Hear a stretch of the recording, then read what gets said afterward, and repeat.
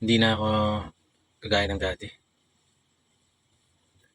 Although marami pa rin akong kayang gawin na kagaya ng dati, pero nung ako ay teenager, tangina kahit lasing ka magdamag, magja-jogging ka ng umaga, puta lasing ka, magja-jogging ka.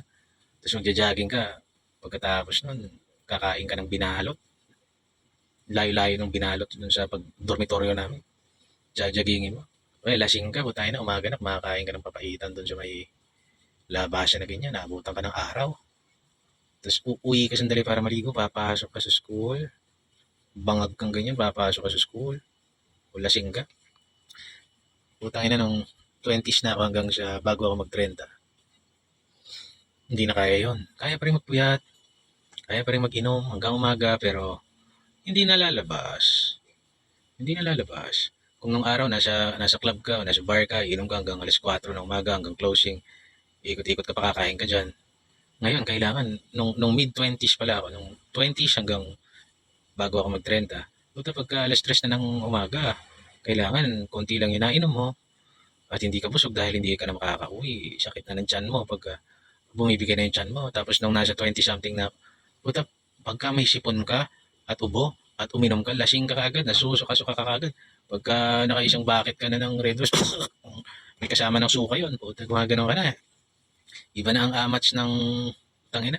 Samantalang nung teenager ako, kahit may sipon, ubo, itit ka lang ng mentol na sigarilyo. Puta, lights ako nun. May mentolan mo lang, okay na. Putang ina. Pagtungtong ko ng 30 hanggang sa nalalapit na 40. Putang ina, ngayon hindi na pwede. Kaya ko pa rin uminom, pero mga ano na lang, konti na lang, konti. Hindi na kagaya ng dati. Isang emperador siguro, dalawa kami, pwede na yun. At sa bahay na lang. Sa loob bahay. Kailangan yung pag nalasing ka, iginyan mo lang yung sarili mo dyan. Hindi na kaya, yung dati na wasted ka pero uuwi ka pa ng maayos o wasted ka tapos magkakape ka lang, magmumotor ka na. Utang ina ngayon, hindi na pwedeng wasted. Hindi ka dapat aabot sa wasted.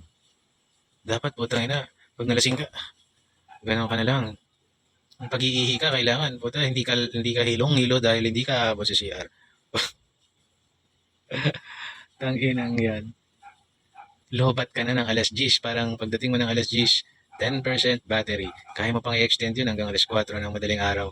Pero naka-dim mode ka na. Tapos na, na-silent mode ka na. Hindi ka na pwede magkwento ng mahaba. Puro ka na lang, Abot pa naman ako ng alas 4 ng madaling araw.